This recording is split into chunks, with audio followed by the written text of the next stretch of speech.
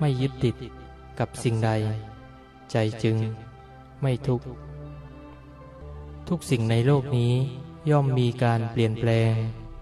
เคลื่อนไหวตลอดเวลาไม่หยุดนิ่งจงพยายามอย่ายึดติดกับสิ่งใดสิ่งหนึ่งว่าเป็นของเราหรือว่าต้องเอาให้ได้จงพยายามทำจิตให้เหมือนน้ำบนใบบัวแต่ไม่ยึดติดกับใบบัวคือสามารถอิงอาศัยอยู่กับโลกนี้ได้เต็มที่แต่ไม่ไปยึดถือมันว่าจะเอาอะไรทุกอย่าง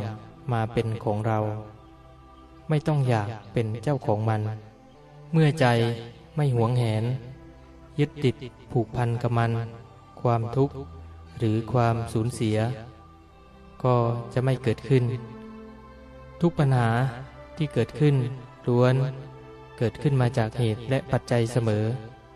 เพราะเหตุนี้จึงทำให้เกิดผลเช่นนี้เราจึงมีทางเลือกที่จะป้องกันหรือแก้ไขปัญหานั้นโดยคิดให้สบายใจพินิจพิเคราะห์ให้ท่องแท้ถึงเหตุที่ทำให้เกิดผลมากกว่าจะมามัวพูดถึงความผิดพลาดขอให้มีกำลังใจเสมอว่าทุกปัญหาย่อมมีทางออกให้กับเราเสมอแล้วจึงมองหาหนทางแก้ไขที่หลากหลายแล้วจะพบหนทางดีที่สุดแล้วจึงเลือกเส้นทางที่ถูกต้องที่จะก้าวเดินไปข้างหน้าต่อไปทำให้ชีวิตผ่อนคลายจากปัญหาเบาบางลงและหมดไปในที่สุด